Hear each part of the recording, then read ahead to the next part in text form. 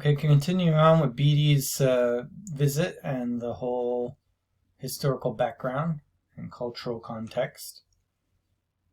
Now, Beatty was almost invisible, a voice somewhere behind a screen of smoke. "What's this?" asked Mildred, almost with delight.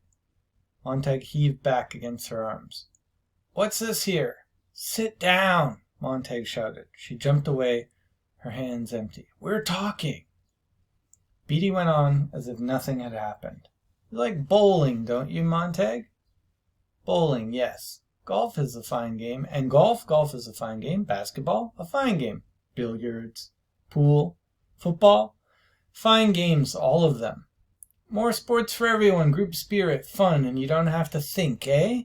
Organize and super organize, super sports. More cartoons and books, more pictures. The mind drinks less and less. Impatience. Highways full of crowds going somewhere, nowhere. The gasoline refugee. Towns turn into motels. People in nomadic surges from place to place, following the mood tides. Living tonight in the room where you slept this noon, and I the night before. Okay, what's Beatty getting at with this whole section? Well, he's, again, desire for simple entertainment. In this case, sports. And what does he connect with sports? The fact that you have this group kind of team spirit, it's fun, and you don't have to think.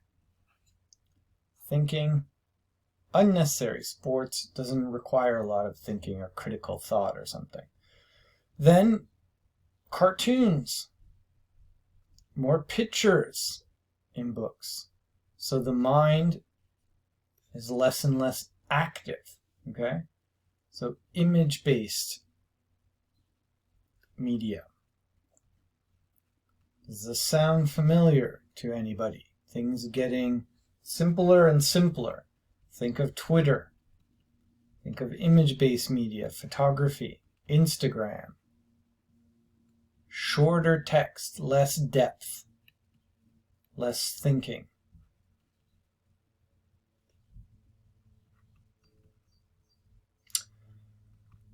And notice Mildred, she's actually trying to get Montag caught here. She's like, "What's this?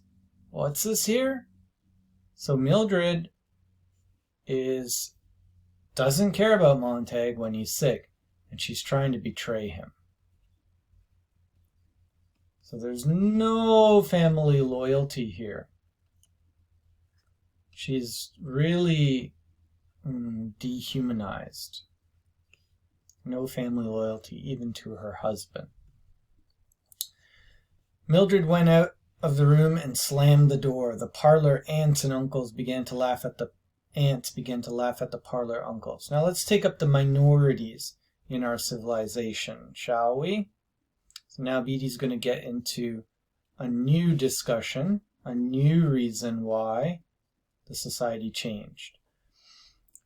Bigger the population, the more minorities. Don't step on the toes of the dog lovers, the cat lovers, doctors, lawyers, merchants, chiefs, Mormons, Baptists, Unitarians, second-generation Chinese, Swedes, Italians, Germans, Texans, Brooklynites, Irishmen, people from Oregon and Mexico. Okay. Overpopulation leads more and more groups of people together in the civilization. Minorities are the groups that are least in number.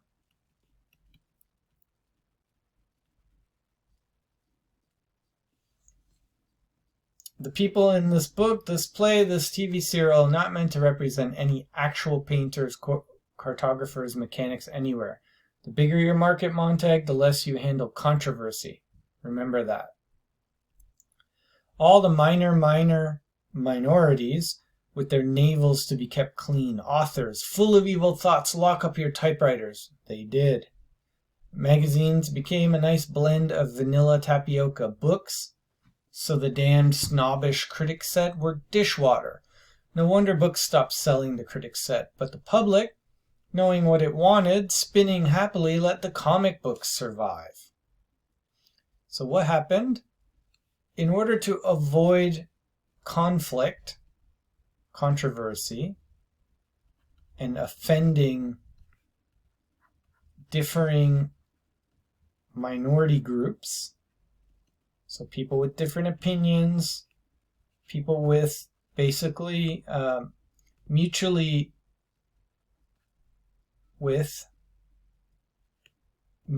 contradictory beliefs or values,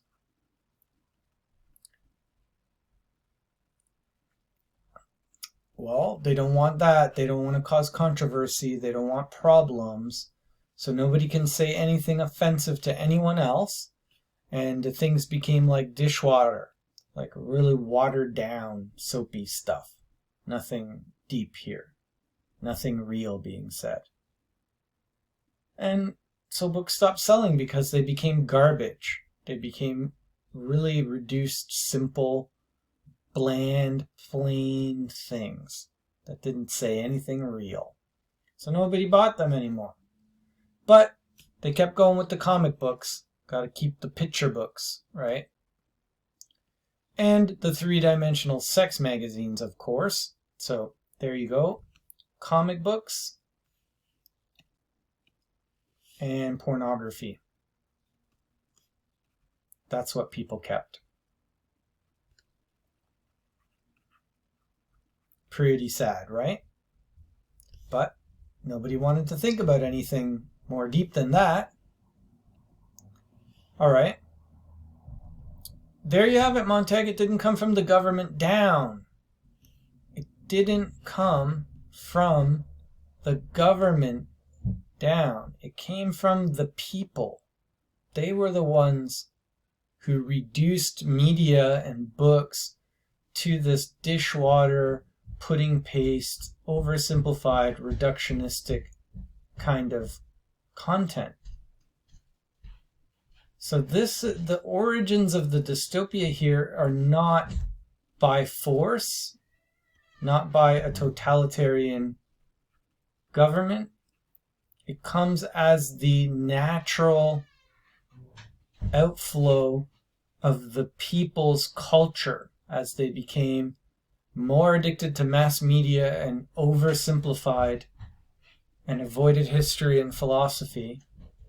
They actually wanted this kind of media, and the government just stepped into that. There was no dictum, no declaration, no censorship to start with. No. Technology, mass exploitation, and minority pressure carried the trick. So there you have it. What actually caused this all? Well, technology started to affect media, how people think. Mass exploitation, it became mass media. It started spreading everywhere and started exploiting and changing people. Then conflicting groups, minority groups come in, put pressure on the creators, on the artists. And there you have it. Today, thanks to them, you can stay happy all the time. You are allowed to read comics, the good old confessions, or trade journals. Yes, but what about the firemen then? Beatty leaned forward in the faint mist of smoke from his pipe. What more easily explained and natural? With school turning out more runners, jumpers, racers, tinkerers, grabbers, snatchers, flyers, and swimmers instead of examiners, critics, knowers, and imaginative creators, the word intellectual, of course, became the swear word it deserved to be. You always dread the unfamiliar. Surely you remember the boy in your own school class who was exceptionally bright, did most of the reciting and answering while the others sat like so many leaden idols, hating him. And wasn't it this bright boy you selected for beatings and tortures after hours? Of course it was. We must all be alike, not everyone born free and equal, as the Constitution says, but everyone made equal. Each man the image of every other, and then all are happy. For there are no mountains to make them cower, to judge against themselves. So, less critical thinking in schools.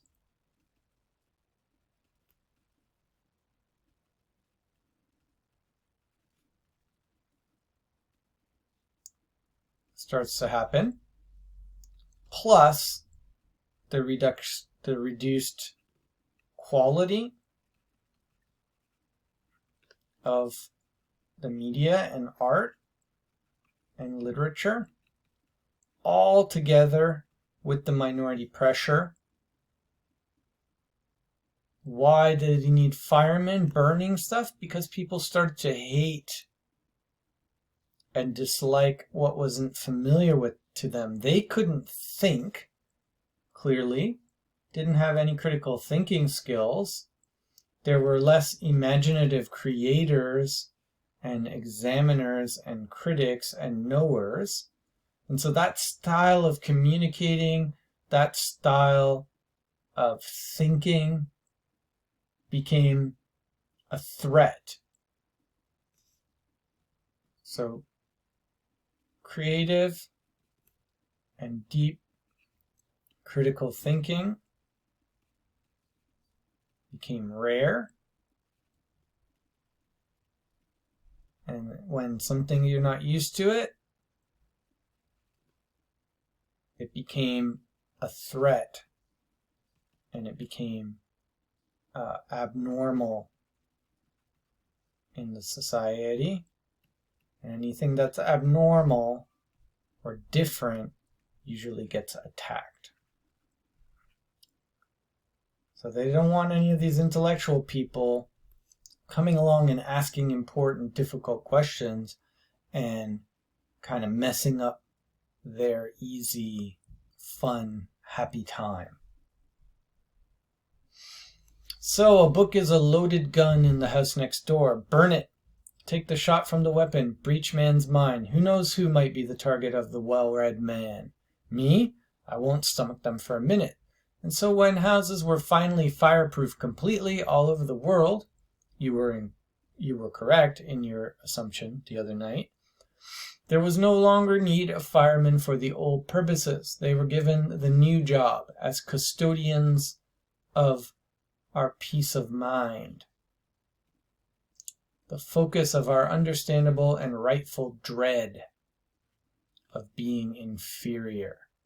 Officials, censors, judges, and executors. That's you, Montag, and that's me.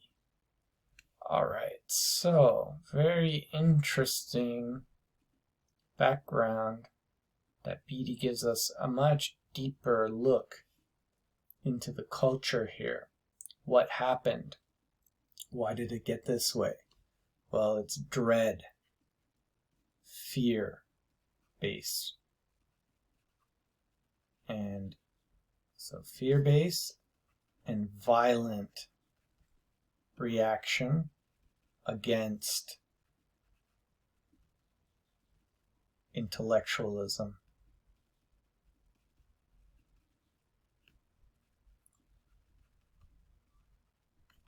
And intelligence. And he said, Montag, you were right. Houses were finally fireproofed completely all over the world. So this is a worldwide dystopia, but there is a war in the background. There's fighter jets flying above, and there's some kind of war being mentioned, okay? So there's a war kind of threat going on. Well, why? Maybe people don't want to be in this dystopia, and there's a different army, or there's different groups of people, rebels, who are fighting back for freedom to have books back again. But there you have it, a pretty deep analysis. And remember, it's a social commentary at Ray Bradbury's time when TV was invented. What would he say about our generation in 2020? Think about it.